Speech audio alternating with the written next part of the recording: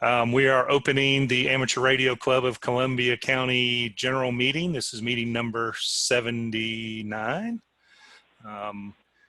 And disregard that part where it says being streamed to Facebook Live because it is actually not. Devon, could I ask you to do an invocation for us?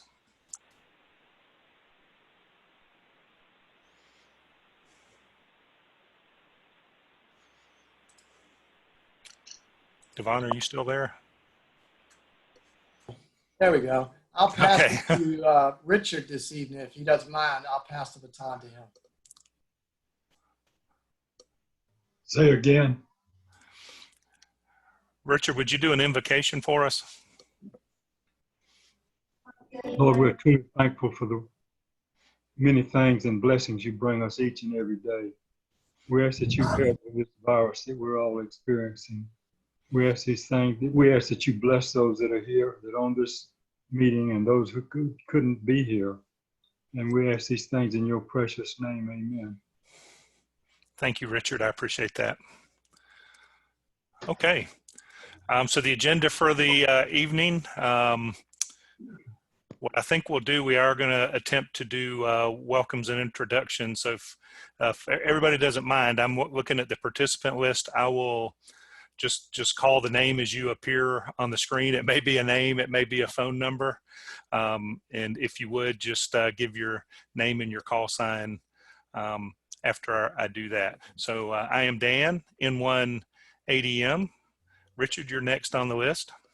Richard, KR4XN. Thank you. David, you're next. Good evening. This is David, WA6TWF. Okay. Oh, wow, they move. This is going to be fun. They move around in the list when people talk. All right, 706-945-1693. Introduction, please, if you can.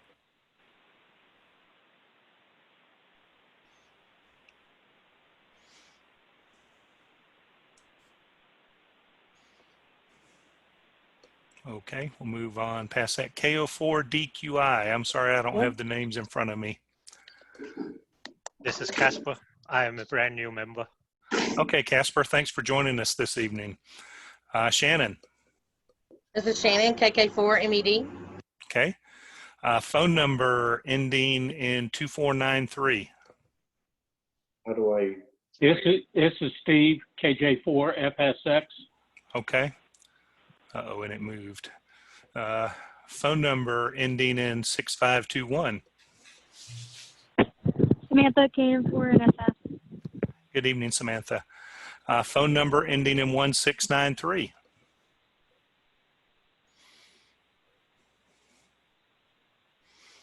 Okay. Admin, I believe that's you, Ray. Yeah, I don't know why, but it's Ray, KJ4HZ. Okay. Bill? Good evening, everybody. This is Bill Clark, WK4F. Okay. Jim and Cindy? Jim, KV4YA. And Cindy, KM4DBA. Okay.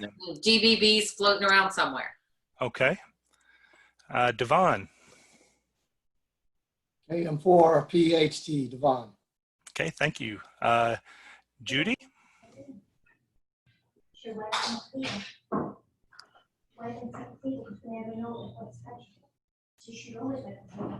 Go ahead. Hey, Judy K, 1UTE. And is that Rick with you? Yes, it is. Okay. NO3K. Okay, welcome, guys. We're working our way through this. I'm stumbling through it, so bear with me. Robert. Yes. Okay, Randall. Randall, KN4FYG. Okay, Rusty. Rusty, KG4HIR, and Maple. Okay, Sean and Andrew. Sean, KM4 and SG. Andrew, KO4 DPU. Okay, and Stephen. That was me, Dan, KJ4FSX. Oh, okay. Oh, I see. You've, all right. Did I miss anyone? Okay. We got through that part. Thank you, everybody. Thanks for your patience. Okay. Unless you have a table at your house with stuff that you want to buy and sell, we do not have a club swap table. We do have the virtual swap table on the ARCCC webpage. There are a small number of items available on there. So the link in the slide works, or you can just go to the webpage and look for swap, sell, or trade. But I will open up the floor to anyone who has something they are looking to buy or something they'd like to sell or trade. If you have something, go ahead. This is David, WA6TWF. I'm looking for a 60 to 80 foot crank up tower. If anybody knows of one for sale, I'd be interested. Thank you. Okay. Anyone else? AM4NSG. I'm looking for a mobile dual band to put in my vehicle. Okay, there may be somebody out there with one of those. Sean, definitely go check out the webpage. You can put an ad for wanted things on there as well, and we'll promote it for you. Okay. All right, we have lots of membership applications this evening to vote in. I probably won't read the details of every single one of them for you, but we have, I think, a couple of extras in here, a handful of generals, and a few techs. The majority of these folks tested with us at the VE test session on May the 9th, I believe it was. So that would be Greg, Preston, Herman, Bradley, Joshua, Casper, Andrew, and Sean all passed the test with us. So they are offered a free 1-year membership with ARCCC for that upon being voted in. Mark has been affiliated with the club for some time now. He's participated on our VE team probably for, I guess, years now. And so he is seeking membership in the club. And Laura, stationed out at Fort Gordon, has, I think in the matter of a month, gone from tech to extra, very active member looking for Elmers. And so all of these folks are seeking membership with the club. Rather than do these all individually, do I have a motion to accept these applications for membership? So moved. Was that you, Randall?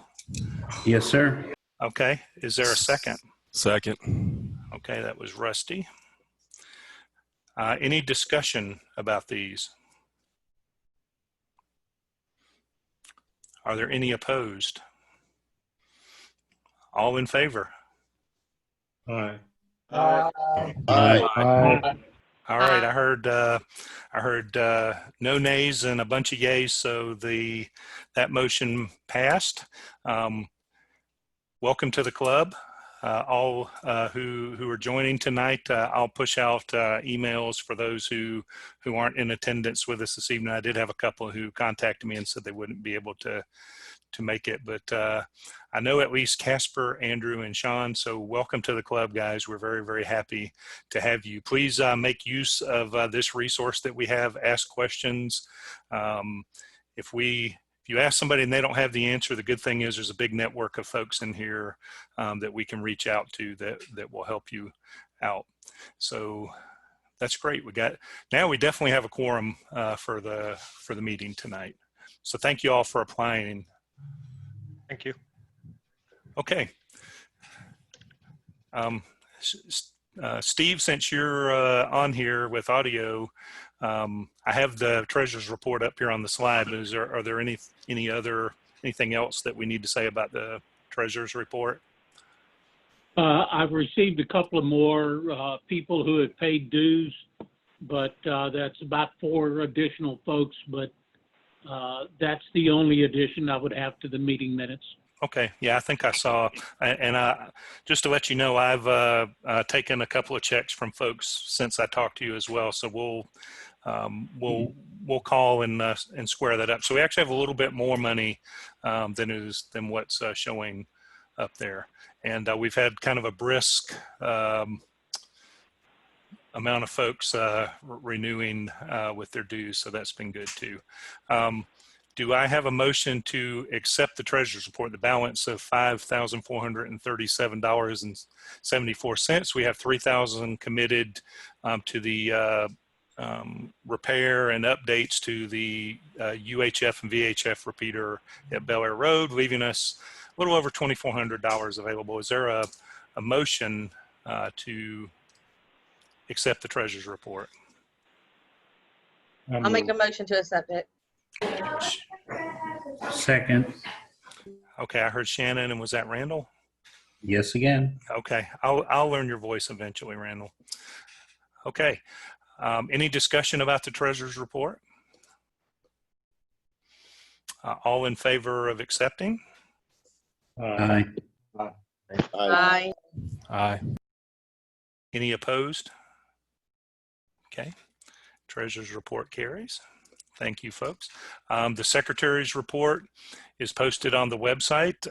If you go to this link, it'll take you to the meeting slides and the minutes for all of the general meetings and our board of directors meetings. The most recent board of directors meeting will not have been approved by the board until the next board meeting, but you can certainly see the draft of those minutes. Do I have a motion to accept the secretary's report? So moved. Okay, Richard. Second. Thank you. Who was the second? I'm writing. Sorry. Rick McKnight. Okay, thank you, Rick. And I'm also admitting people into the meeting as they go, because as a safety protocol on Zoom, no one can come straight into the meeting. So it's kind of a good feature, but kind of keeps you busy. More good news on Treasury. We did get our most recent donation coming from Amazon Smile. We have 45 people who have selected Amazon Smile as their charity. So every quarter we get a little bit of money from them. It ranges in amount anywhere from $25 to $50. So the good thing about that is it's like having one or two more people join the club and pay dues every quarter. So that's really nice. We've received over $600 to date. So very easy. If you shop on Amazon, go to smile.amazon.com instead of the regular Amazon link. If you have not already selected charity, it'll give you a pop-up that'll ask you who you want to support. And if you search for Amateur Radio Club of Columbia County, it would be much appreciated. There are other charities you can support on there as well. Okay, any questions about what we've done so far? Somebody's sitting outside. That looks fun. Okay, upcoming events. We have learned that the Atlanta Ham Fest in June has indeed been canceled. We do have we have ARL Field Day coming up at the end of the month. We're going to talk a little bit about our field day plans this year. As everybody, I'm sure, has read, this is a year of challenge for events like Field Day, but I think we have a pretty good plan that'll sort of balance health and safety with an opportunity to actually exercise. We do have one more meeting before Field Day, but it's only 4 days before Field Day, so we want to try to get our plans firmed up as much as possible before we get to that meeting, so that will be kind of just a final preps phase. We are holding VE test sessions. One of our kind members helped us in with a location where we could have safety as far as distancing and hygiene and things like that. So Shannon, I mean, I can't remember how many. It was a very good number of people that attended that last one.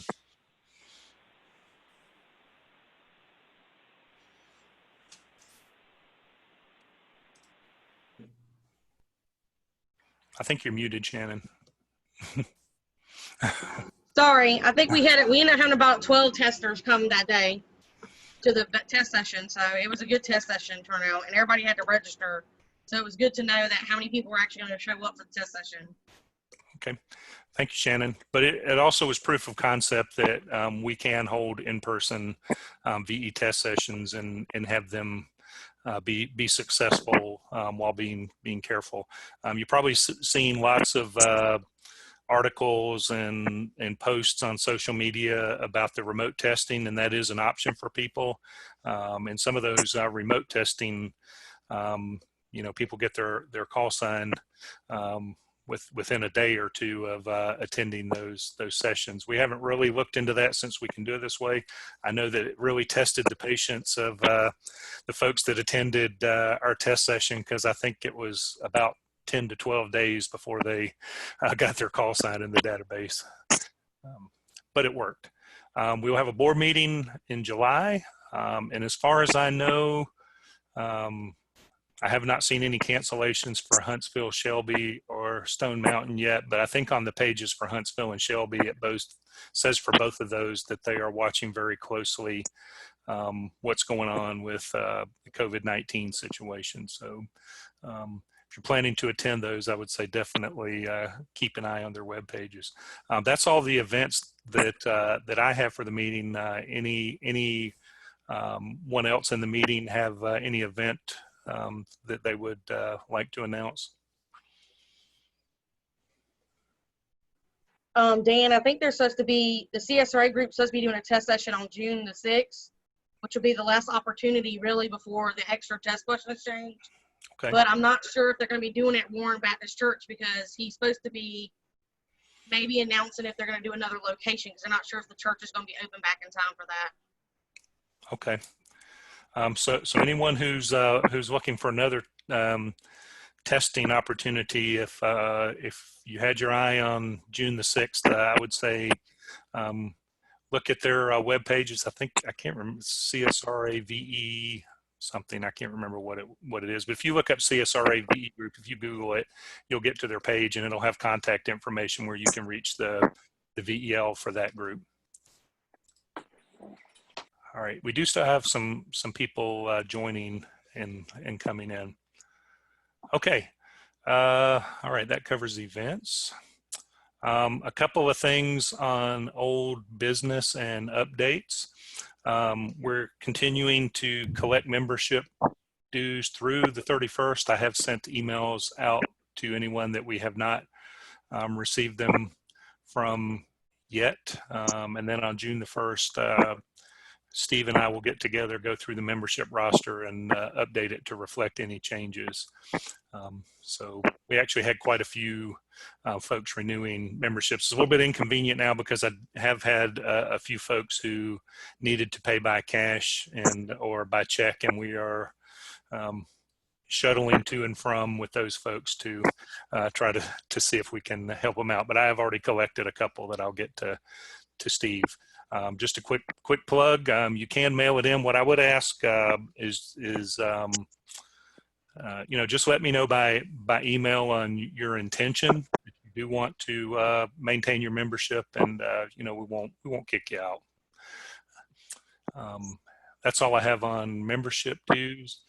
Then I'm going to turn it over to the repeater committee for this, because I know we discussed it a little bit, but still waiting.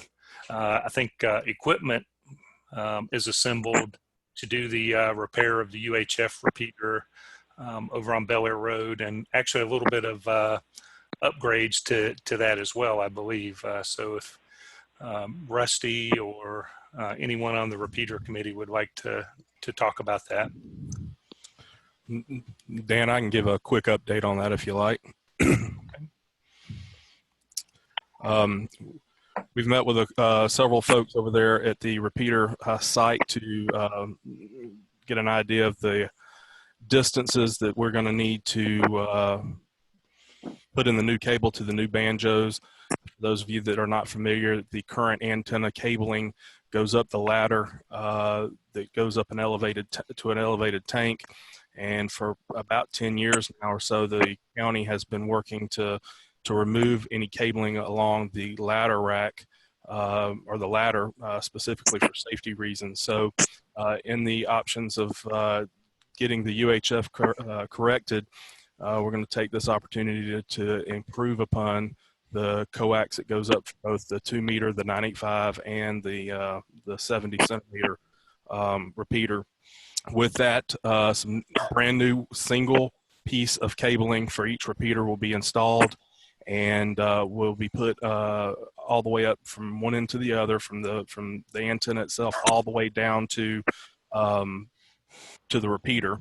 And for us to do that, we're going to have some labor, which requires a ditch to be dug from the repeater building to one of the tower legs that has banjos. Banjos are what the cable actually secures to going up the tower.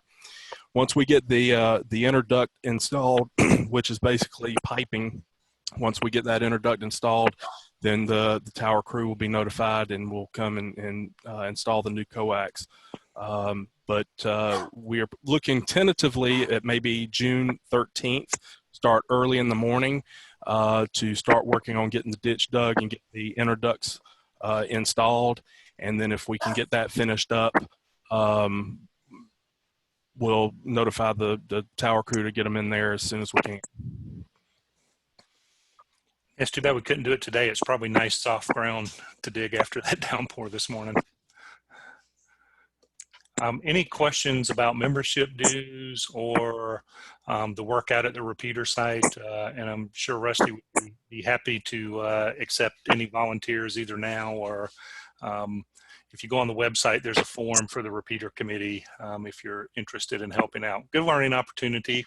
You know, a little bit of sweating and manual labor there, but for a great cause, learn something while you're doing it and get that UHF repeater back on the air and with a lot of potential upgrades to that as well. Any questions? Okay. I'm fine with digging as long as you don't ask me to climb up in the tower. I'm not good with heights. I don't think we would want to accept the liability. That's actually what we set the money aside for, to pay some pros to do that climbing. Okay.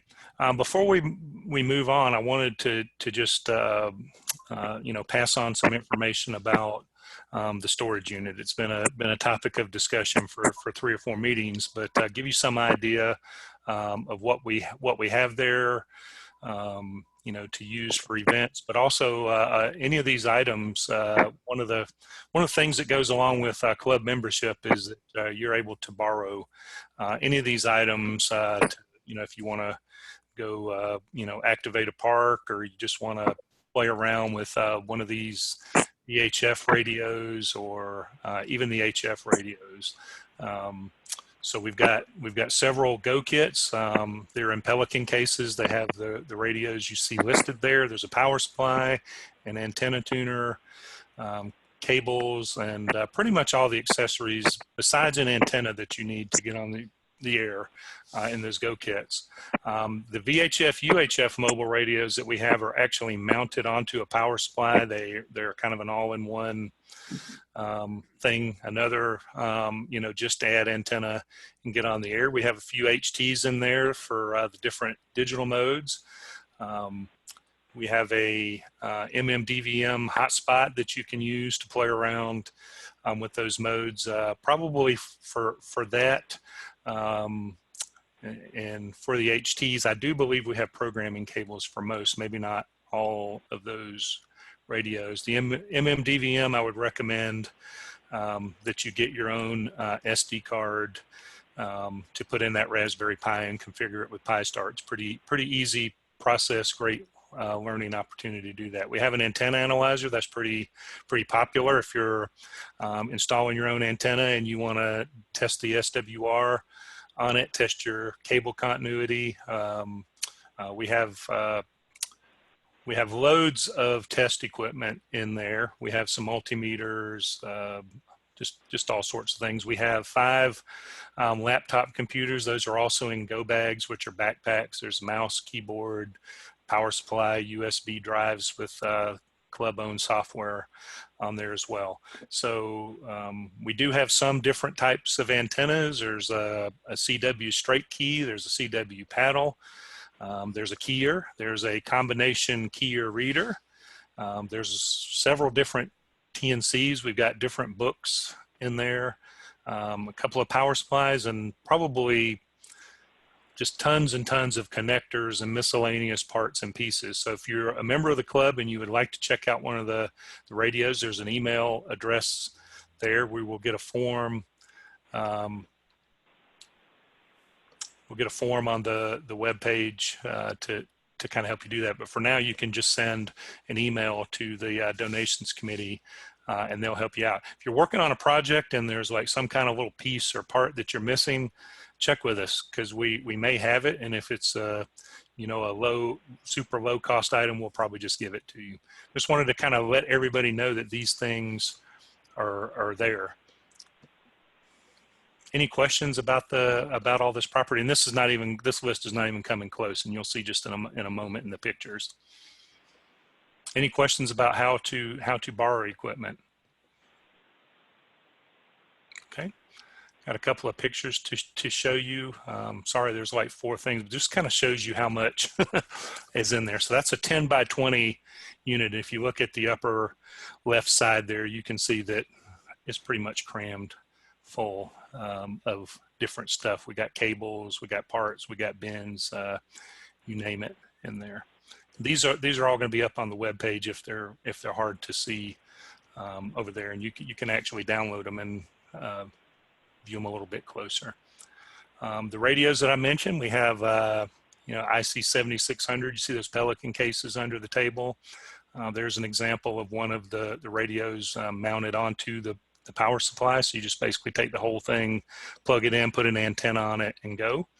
In the radio go bags.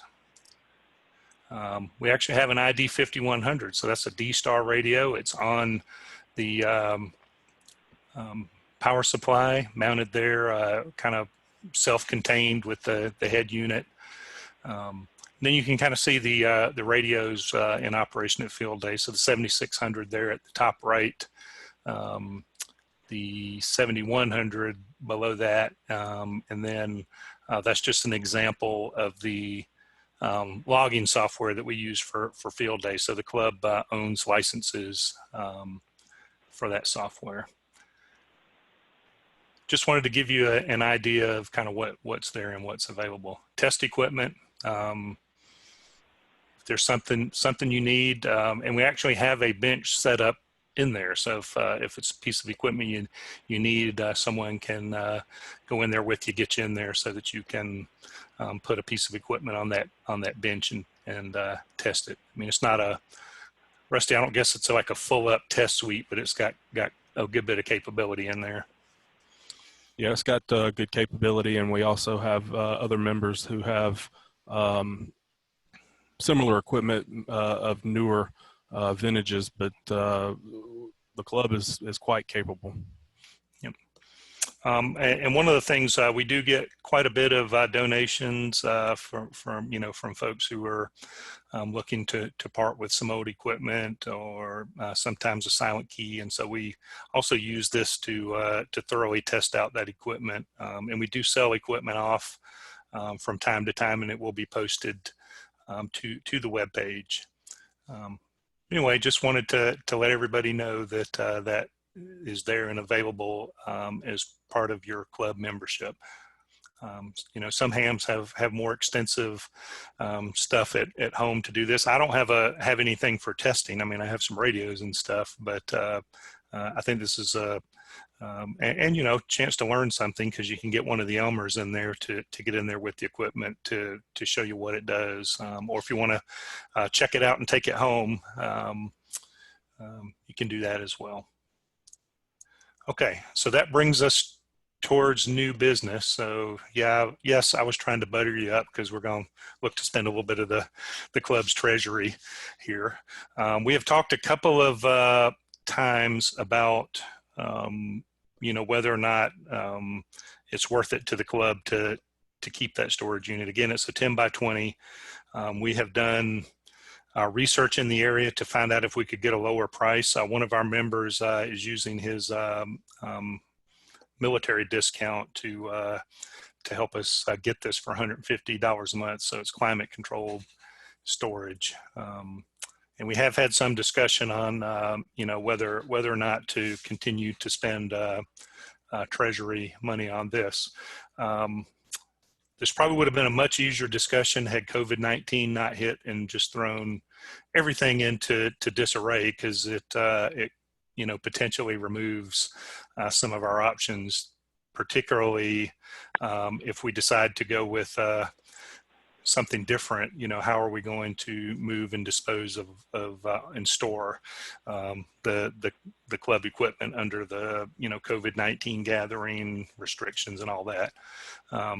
But anyway, we have already gotten approved through the club to fund the storage facility through the end of June. We do have one more meeting before that runs out, but it'll come right to the end of it. Calculated the cost for the remainder of 2020, 6 months, would be about $900 to continue it. I'm not suggesting that we have to approve $900, but I am suggesting that moving lock, stock, and barrel out of that place by the end of June is probably going to be very, very difficult, because we will have to find places for that stuff to go. So I'm just opening that up as an item for business that we need to conduct. You saw a glimpse of what we have in there that's available. So like I said, we don't have to make this decision today, but we would definitely have to do it at the June meeting. But so what I'm looking for is any discussion from club members on solutions or ideas or a proposal or even a motion. So I'm going to stop talking and see if anyone else has a statement or discussion. Comment? Yes. If the club were to vote in the $900 to finish the year, let's say, and a couple months from now we found a better option, could we reclaim the unused portion?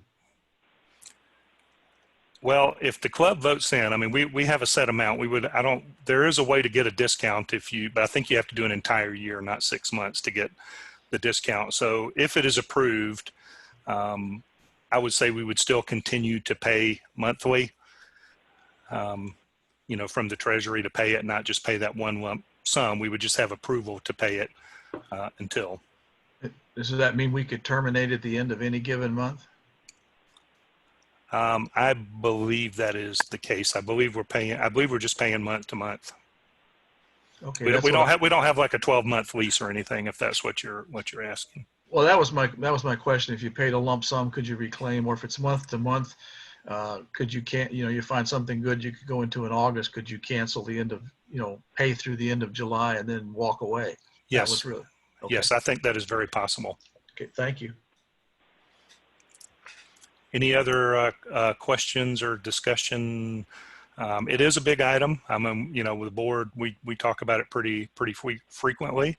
We would love to have a free place to put all this stuff to where we could access it. That'd be great. So I can definitely put that appeal out there if anybody knows of a facility. But an important thing to remember about this is that it has to be accessible to at least, I think right now, there is a limitation with this in that we have 2 members who have keys to it. So there's a little bit of a dependency on that.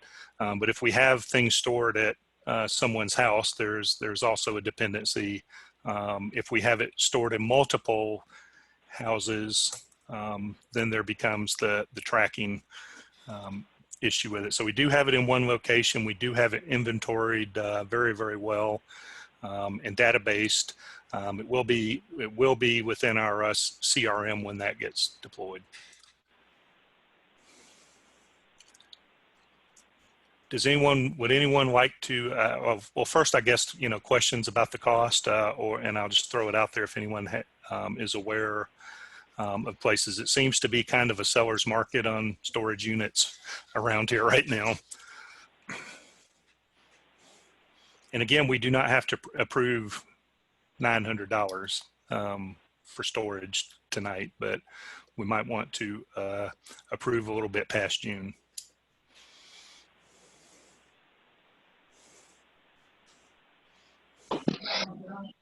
Dan, Yes, sir.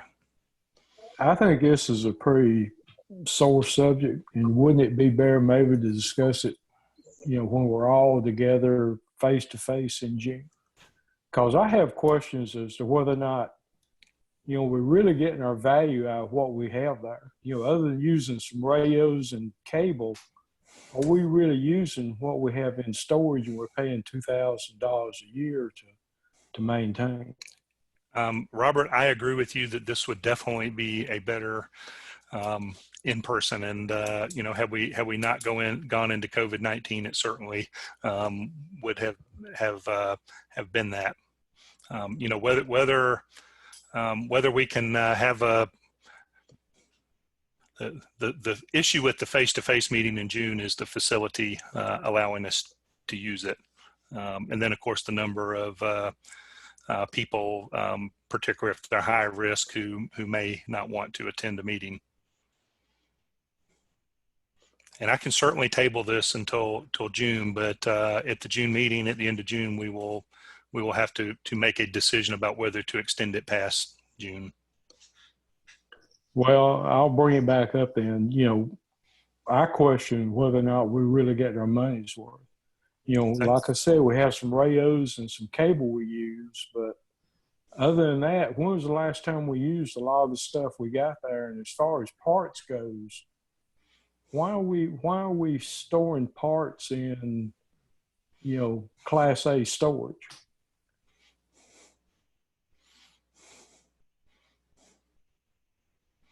I think that's a valid point. Any other discussion on it? Dan, this is Jim. I got a comment here. Okay.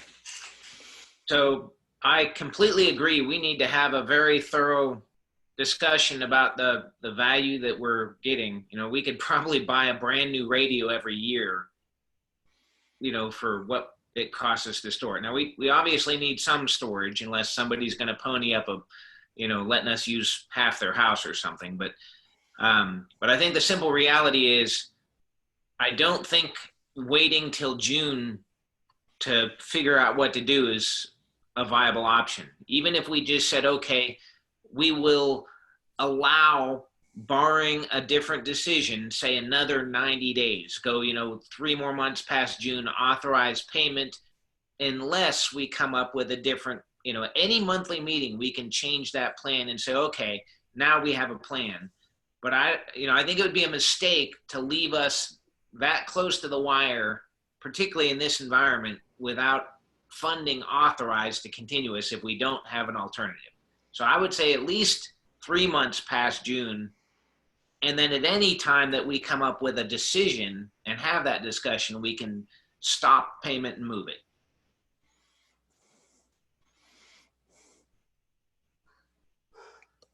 Any comments about Jim? Jim, that almost sounded like a motion. Okay, I'll make a motion. We fund it for 3 months, and that at any point, we authorize funding for 3 more months.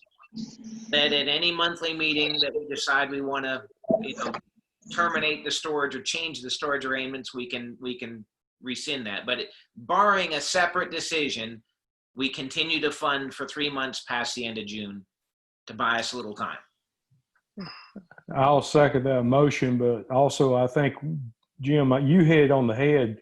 We can buy new equipment, for what we're paying in storage for some of this stuff, and get something smaller, just keep what we really need to keep and get rid of the rest of it. Okay.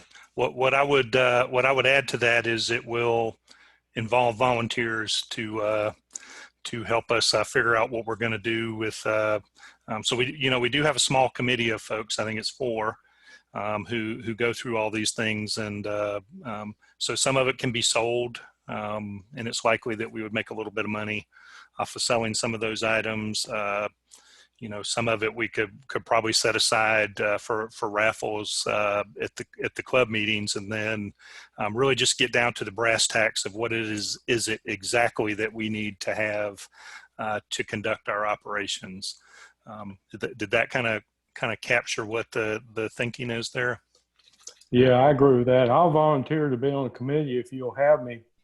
I've got the beam down here, and I can store some of the other stuff, if we deem that some of it's essential for how we operate. Okay. Okay. Comment? Yes, sir. This is Rick McKnight. I was just wondering, have we established what items are actually needing climate control and which things would not? Because we might be able to get a whole lot less expensive storage for the non-climate controlled items. If the climate controlled items are identified, it may be possible to go ahead. I can probably provide some climate controlled storage for some items, but I don't know whether that's something the club would be interested in finding out. Just the items that really require, like the test equipment or the radios or things like that. But that may be something that we got to do ahead of time, is identify what truly needs climate control and what doesn't. Yeah, it sounds like what the job is going to be in this 3-month period after June is to kind of make those decisions about what requires what type of storage and what are the options to do that. I mean, that should be possible within 3 months. Hey, Dan, can I chime in here? Yes, sir. Sure. So, as an electronics design engineer, I can tell you that I doubt that any of this really requires climate controlled storage in this environment. The specs are easily available as far as storage temperature for the equipment. Now, obviously, it's probably better to store it in a climate controlled environment. But I mean, when you think about all the radio gear we all have in our vehicles, none of that's in a climate controlled environment. Now, of course, when you want to do any kind of maintenance or things like that, of course, that, certainly benefits from being in a climate controlled environment. But just from a standpoint of the electronics or the equipment, we could check the specs on it to verify, but I doubt any of it actually needs to be stored in a climate controlled environment. Maybe some of the test equipment, maybe, but. Yeah, and I think just to add on to that, as long as it's in the proper type of storage container. Dan, this is Casper. Can I add a comment to what was just said there? Yes, sir. Please do. So first goes back to what Jim was saying, is kind of like, what is the philosophy of use of that equipment? Because from past experience in other hobbies that I'm involved in, it ends up often being a catch-all. We want to have stuff for this, we want to have stuff for that, So deciding kind of what is the equipment's purpose, would help sort through it. The other one is, and this is actually part of why I got interested in ham radio. I work for a company here in Augusta. They have I don't know, you call it disaster control, critical incident response team, which basically involves a huge trail of people that are, first aid certified, that basically has equipment. If a hurricane hits, do we have chainsaws? Do we have what we need to go out, And big part of it was that I really am very interested in becoming part of ARIS, I work over at ADP, and I know Dave Brenzer, who's VP of the whole facility over there, is always open to community activities and things like that, So have anybody thought about reaching out to him and say, hey, we even have an ARIS chapter. This is what we do. Is it possible we could have some of this equipment that is specifically aimed to help in any kind of disaster relief of whatever you want to call it, I know he would be open to it, but I don't know how it would have to be presented. But it's an option, to have some kind of work with them, because I know they're big time about being involved in local communities. Okay. Hey, Casper, appreciate that. And I think this is a good point to look to some of our served agencies to see if they can assist us in that. So as far as, like the purpose of this, I think, looking to the purpose of the club answers part of that question, to what our, not our charter, but our mission statement for the club kind of helps answer. But I do believe we do have a motion on the floor, and we could probably go on this one for hours on the different options. But if I captured the motion properly, Jim and Robert, please correct me if I didn't.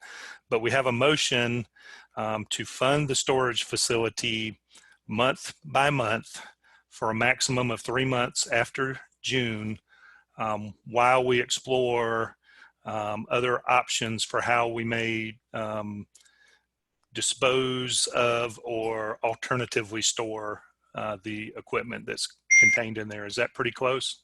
That sounds correct. I agree. Okay. Any discussion about the wording of that? Because we do Just have clean it up. You're good at that. Okay. It definitely needs some cleaning up from the way that I said it. So we do have a motion made by Jim. It was seconded by Robert. Hopefully you heard and understood the motion. I will see. I don't think there's a way in here. One more call for discussion on it, on the wording of it. Okay. Dan, this is Bill Clark, the K4F. Yes. Just a clarification, the authorization is not to exceed 3 months? Yes. Okay. Yeah, it's pay month by month, not to exceed 3 months of payment, which would be about 450 total. Okay, thanks. But we're not going to pay the 450. We'll pay monthly until we have a solution. Dan, I think another part of this is we need to really do something this time instead of just talking about it. Well, I would say so. That's for sure.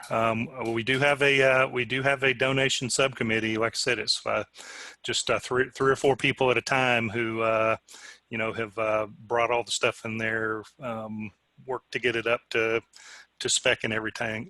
So we would definitely welcome more people, because they're going to take on the brunt of trying to solve this. So we definitely welcome expertise and ideas on that committee. At some point, if we do move, it's just going to require manpower additionally to get that done. So any other discussion? I knew this one would take a little while. So I got one point, not really a discussion on the thing that I proposed, but more of a back to the guiding principles. And this might be something we can pull up at the board of directors meeting, but we might want to reach out to the members and kind of focus, the committee and say, okay, do we want to continue this? Because if the members want to continue to pay for the full storage writ large, we've not really had a vote on that, I don't think. Then we don't have an issue.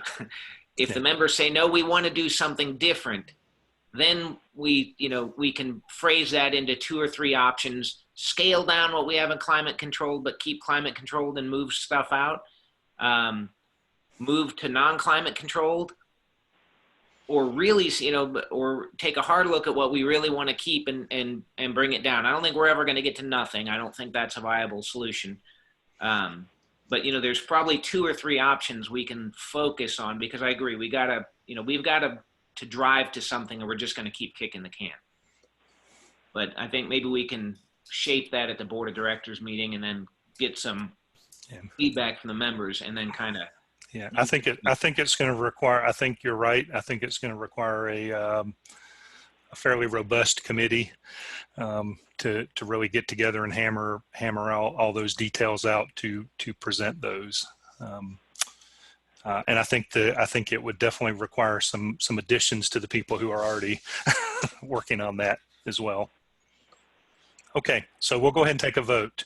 The proposal is to fund for a maximum of 3 more months, paying month by month for the current storage while we come up with solutions to for our long-term of what we will retain and what we'll store. And as Robert said, I'll try to make that look better in the minutes than the way that I said it. So I will call for yes votes now. Yes. Aye. Aye. Yes. Aye. Yeah. Okay. Are there any nays?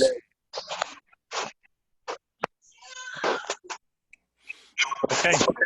That motion will carry for now. We're not done trying to spend money yet. And so we also, Rusty, I'm going to let you explain what we need here. All right, for the IT committee request for funding on the AWS credits and domain renewal, those are 2 different items. For those of you that are not familiar, the club website, the email, authentication, there's several other items that we have running on the server, which is on the AWS Amazon Web Services platform, and those items are running and have been running for I think 2 years now. We purchased AWS credits through TechSoup, which is entity that lends opportunity from various vendors to 501c3s such as the ARCCC, and we were able to purchase I believe it was $175, got us $2,000 worth of credits. So we paid the $175 to TechSoup. They send that information to AWS. AWS sends them a key that they in turn send to us, and we upload it to our server. And instead of being billed whatever the routine monthly bill of, I don't remember, Steve may be familiar with it, it takes away from that $2,000 credit. That gives us $2,000 worth of credits for the entire year. This is something that we have done for, I believe, the last 3 or 4 years, or since the inception of the ARCCC, and it is a pretty good it's a pretty good deal that keeps our website up and running and such. And then on the second item, domain renewals, we have several domains that the club maintains. Obviously, the arccc.org is our main domain. All other domains point to that domain. The reason we have those other domains is simply to keep others from getting those domains and putting something that is not remotely similar to our operation.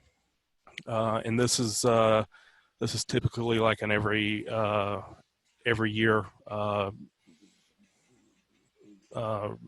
requirement or charge. And then of course, if we do it for 2 years or multiple years, we get somewhat of a discount. So we just try to make that that call as we renew.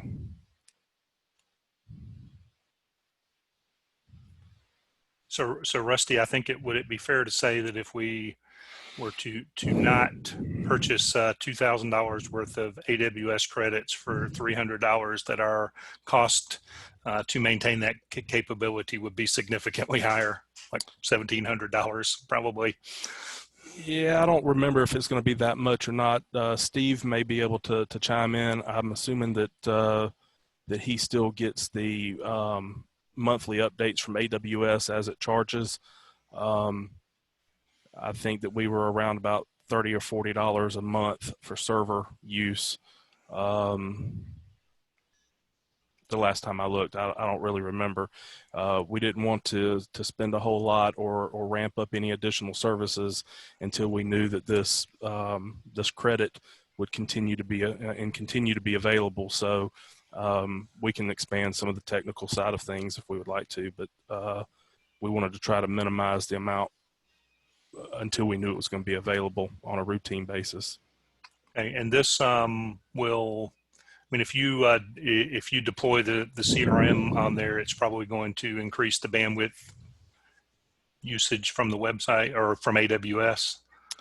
Yeah, there'll be some additional charges. Right now, the CVCRM and the ticket system that we have up and running that we're experimenting with, I have on a separate on a personal server, and that can give me some ideas of how much use there'll be and such. But it'll certainly cover those items as well as anything else we may choose to install and operate. Okay. So would you like to make the motion? Well, I can make a motion that we spend no more than $300 for the AWS credits and for the domain renewals for this year. Is there a second? Second, Randall. Okay. Is there any questions or discussion? Question? Yes. He said for this year, does he mean to extend what we have for one more year, or are we finishing out the year? To answer that, Ray, there are two things. The AWS credits are only for 12 months duration. The domain renewals can be as long, I think you can renew the domains up to 10 years. I don't think that the $300 will cover that, but we may be able to do the 12 months of AWS credits, which is priority right now. That is required to be uploaded on July 4th.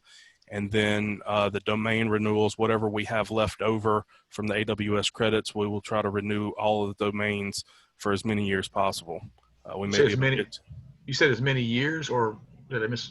As many years as possible. So okay. If we use $175 for the AWS credits, that leaves us a little bit to put towards those domains. If we can do it for a year, we'll do it for a year. If we can do it for 2 years, we'll try to get 2 years out of it. Thank you. I just want to know what bang we were getting for the buck. You explained it. And of course, the more multiple years typically give you a discount per domain on the renewal. Thank you. And I'll make a comment that I think we're getting a lot of web traffic and people, we're getting lots of uses of the forums and things like that. Definitely, also welcome more people if you have expertise on IT things, web development. We definitely welcome participation to help that. So the motion is made by Rusty for the IT committee to spend no more than $300 to obtain the AWS credits through TechSoup, and to use the remainder to renew the web domains for as long as they can with the remaining amount of money. That was seconded by Randall. We had some discussion. All in favor? Aye. Aye. Aye. Aye. Aye. Okay. Aye. Any opposed? Okay. Hey, Dan, also, if anyone, after the meeting has closed, if anyone is interested in seeing what the database looks like or the ticket system, we can pull that up and let people be able to see how it operates. All right. The last one doesn't really require any kind of motion or anything. I would just say that this board of directors is now 18 months into their 2 years of serving as board members. So we will have an election coming up in, I think, October. Is that correct, Jim? October is election by the bylaws. All right, we're going to go with October. So between now and then, we will need a nominations committee to seek out anyone who is interested in running for a position on the board of directors. That is the president, the vice president, the treasurer, the secretary, and a board member at large. There are 5 people on our board. I do not know now how many of the present board may be interested in running again, but it is very healthy for the club to have options in that leadership. In addition to our elected leadership in the club, we do have committees. We use a system where we have co-directors of the committee. That's just for some redundancy.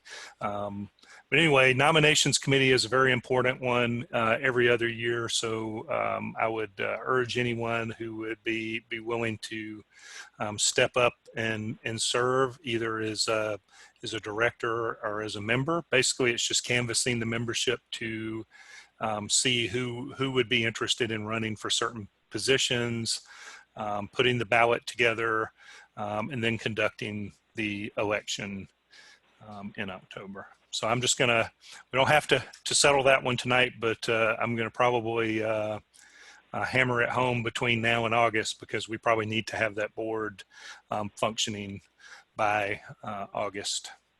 Question. Yes. Are the current board members eligible to run for positions, the same positions or whatever again, or are they at their term limit? I do not believe any of us are at our term limit. Thank you. This time around. Thank you. So it's just a matter of how much we can take. Well, trust me, you know I understand that. Yes. I emphasize, but I wasn't sure about the term limits. I saw Rusty laugh on that one. I was just thinking about making a different motion right quick. I think it's 2 terms, and then you can do it for 2 years, and then you have to come off. It's two terms of 2 years, I believe. Not to exceed 5 or something in a position is what it is. So you could not do a third full term because there's not a half a term. So Darn, there goes voting Jim as president for 5 terms. Per the bylaws, a term of board member is defined as 2 years. A board member cannot serve as the same position for no more than 5 years. Is that consecutive or just period? Consecutive. Okay, thank you. Okay. So if you don't like anything that happened tonight, you know what you can do in October to correct it. Okay. Is there any business that we'll go around for the committees, but I'll just kind of put it out there in general. Is there any other business or motions that we should consider this evening? It was a pretty spirited one already, but that's good. That's what we need is a good discussion. Okay, if everyone's okay, I will move along. All right, so ARRL Field Day is coming up on June 27th and 28th. That's just 2 months. No, it's not 2 months. I didn't update. That's a month away, right? So we're getting very, very close. I am going to turn it over to Randall and Rusty, who are the Field Day directors for this year. I have a few facts on that slide of what we're planning to do, but Randall and or Rusty, the floor is yours. I'll go first, and Rusty could fill in anything I miss. I think most people were on here last month when we talked about Field Day. So basically, we have pared down our operations for Field Day in the field to a one-day event, set up beginning at 9 a.m. Robert, I am going to follow up with, for anyone who doesn't know, the antenna committee asked if we can set up antennas again on Friday instead of Saturday morning. I was told no by the lady who takes the payments. The ranger seems to be a little more flexible, so I will definitely check with him when we get closer to the event. So for right now, setup begins at 9 a.m. We're going to operate from 2 to 8, and then tear down from 8 to 10. So there could still potentially be a station operating at that point. We will observe health and safety protocols. That being said, if people do not feel comfortable being on site with us, they are more than welcome to operate from home. The IT committee has some plans on how to use the logging software, and you can actually associate yourself with the club call sign. during the entire event from 2 p.m. Saturday to Sunday. You could use portable station at home using emergency power, which means solar, battery, generator, wind power. If you have a wind generator, that would be awesome. And you can use the club repeater if you'd like to maintain contact with us. We will have VHF capabilities at the site. So the site is the same place we had Winterfield Day, and that will be Camp Tanglewood, which is off of Columbia Road here in Columbia County. And if you need any information, please reach out to fddirectors@arccc.org, and Rusty or I will, sometimes both maybe, would get back to you pretty quickly. And if anybody has questions, please let me know tonight or whenever you want to. We're trying to get some information out to our volunteers. It's mostly the same volunteers we had, so we're just going to continue with that and improve upon our Winterfield Day. Rusty, did I miss anything? Sounds good to me.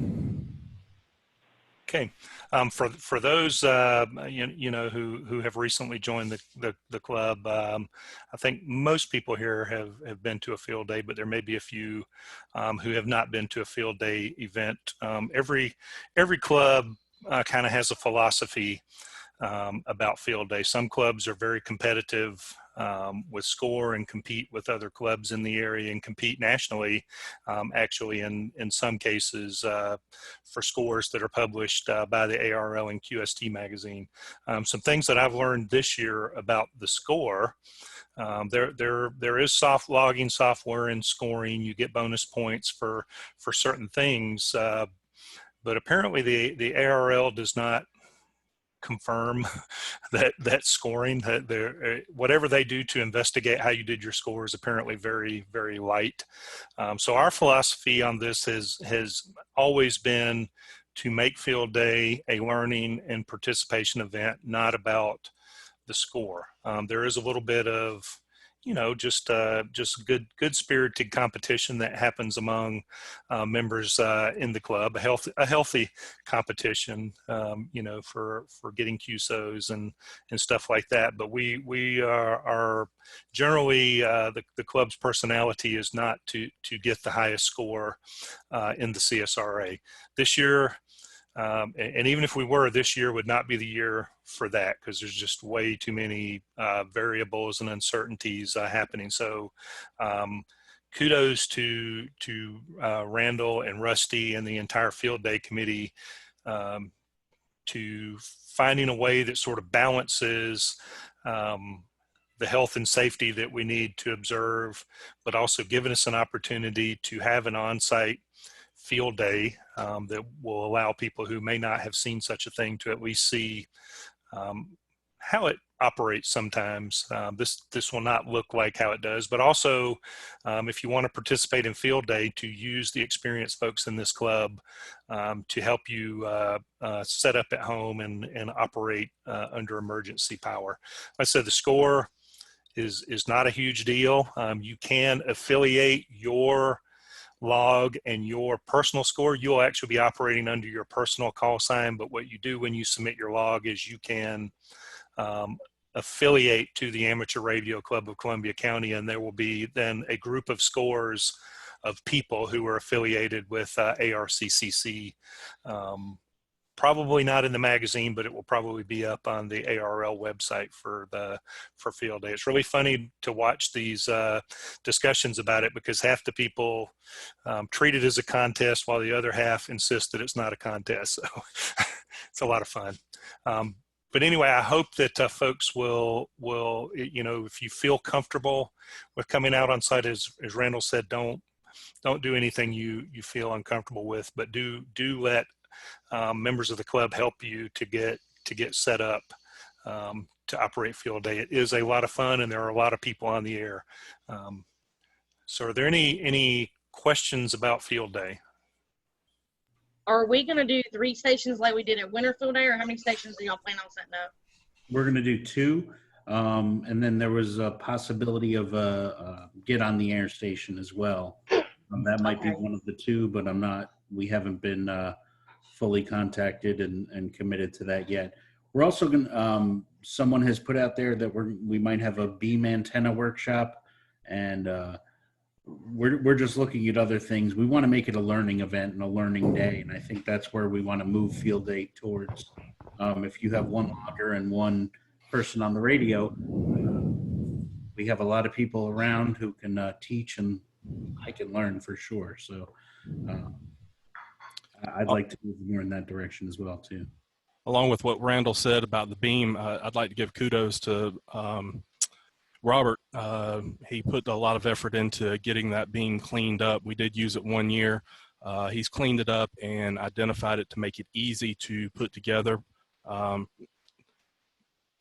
use the word rapidly loosely, but you're supposed to be able to see once you've gone through the training on putting that beam together, it should be pretty easy.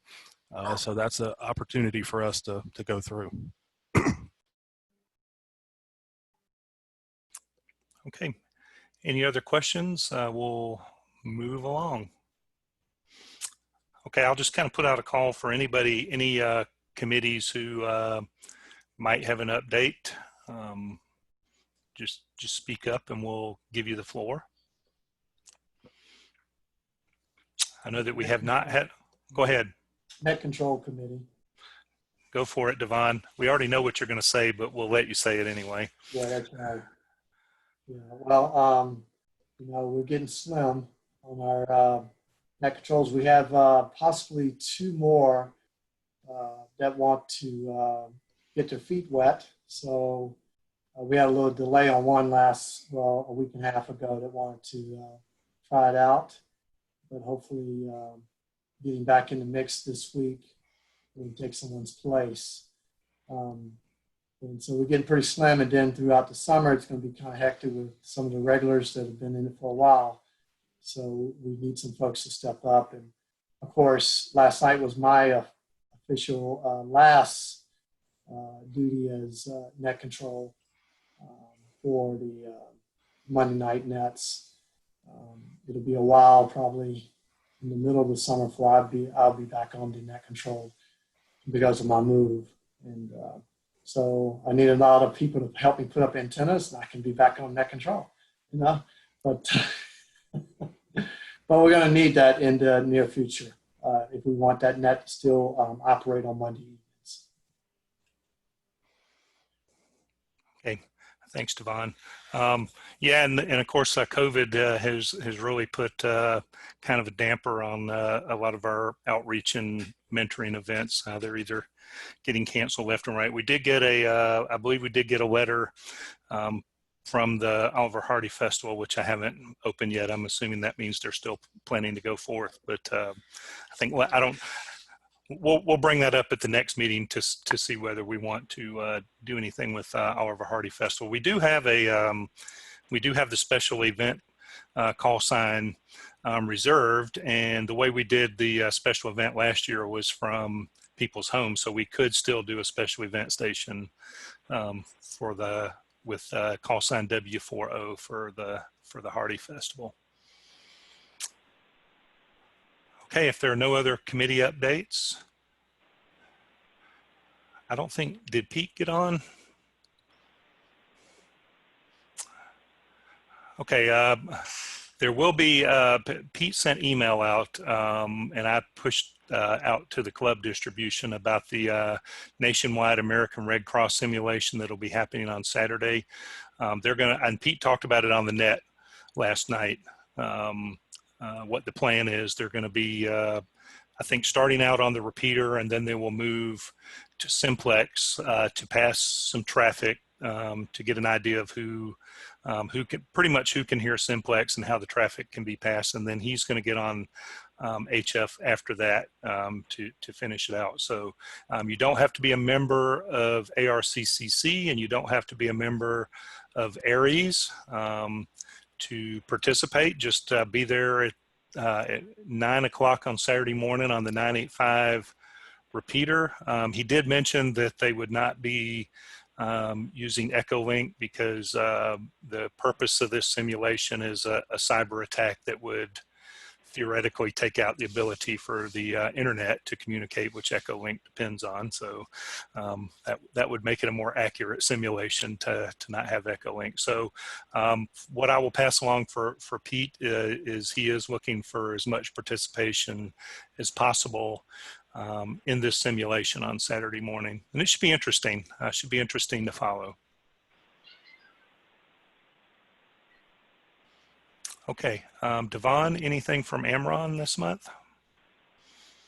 Yep, we're still in what we call persistent nets nationwide. We've been in operation since the beginning of the year. So we're doing that until otherwise. But next month we're going to finally get back to our meetups and training. And that will be on June 13th. And we'll be down at Roberts Place and actually surveying that place for possibly our nationwide grid down exercise in possibly July, August. But next month we'll be gathering together to get everybody up to par on digital mode, specifically FLDigi / Raspberry Pi. And then if we have enough time, we're going to ask folks to deploy the portable setups into a field and set up and operate. So that's going to happen next month, June 13th. Okay. Thanks, Devon.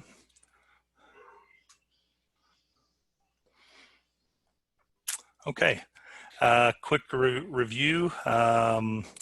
We had, I think it was 10 people accepted into membership for the club this evening. We approved the treasurer's and secretary's report. We agreed to fund, I won't get this right, but hopefully you heard how that worked, for up to 3 months while we form a group to work on a long-term solution for what we're going to do with the club-owned equipment. And then the IT committee was approved to spend up to $300 to purchase AWS credits and to renew our web and email domain. Any corrections to that from anyone? Okay, we had a short presentation last month. I will admit that it was thrown together pretty quickly, but if anybody wants to do the presentation, you sort of see how the meeting runs. I will turn over, the slide presentation to whoever wants to do that. This medium can work for certain kinds of presentations if you're using slides or using web pages. So if someone wants to give a presentation, we would certainly welcome that.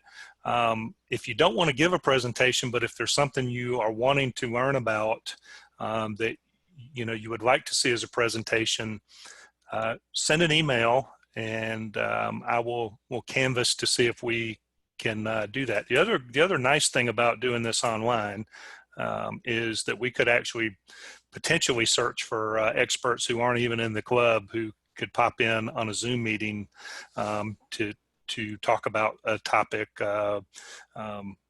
We could probably do the Skywarn class right through Zoom.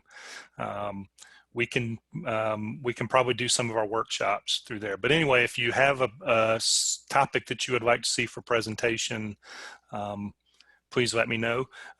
Before we adjourn, I would like to invite particularly all of our newcomers, but actually anyone who might have a question or something that they're working on that they're having trouble with to kind of reach out here within the group, so that we can potentially start some Elmer matchmaking in here. So I'm just going to kind of open the floor to anyone who has any technical or ham related questions that they would like to ask to the group.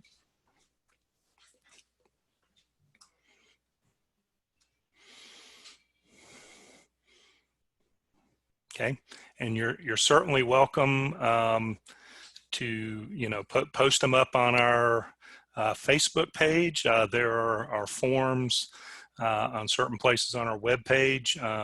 If you don't know where else to go, president@arccc.org, and I will route it around to someone that can help out. So don't be shy with asking questions. Everybody will. A lot of people here probably remember that I've asked lots and lots of questions over time. That is actually one of the biggest purposes of the club, is to help you. I did see that on the Facebook page, I did get one heckle on my apology, which was pretty sad for a club that is supposed to help the public when everything fails. But the irony that was on the internet on Facebook doesn't escape me for that critique, because the internet would probably be what fails. But anyway, we have had some suggestions for, can we do meeting topics on the repeater on the radio? I know Augusta does some sort of version. I believe it would be really, really difficult to try to conduct this business over the repeater and take votes. But if there is any suggestions for what we could do for, while we're not able to meet in person, otherwise it's just me kind of flying by the seat of my pants with this. Since there were no questions, there is one last motion. Is anyone willing to make a motion to adjourn the meeting? I will. Second. Okay, I got Rusty. The first one was Devon. Yes. Okay. Okay. Any discussion about adjourning the meeting? All in favor of adjourning the meeting? Aye. Aye. Okay. Thanks. All right, that concludes the meeting. I will actually leave the room open if there are anyone who wants to have any discussions about field day. There was another topic that I heard that we could leave the room open for, but I will leave the room open for any after meeting discussions. Thank you, everybody. Thanks for apologize. Well, the people on Facebook won't hear it. But what we'll do is I did record the meeting, so we will be able to share that recording for people who weren't able to attend. Thank you.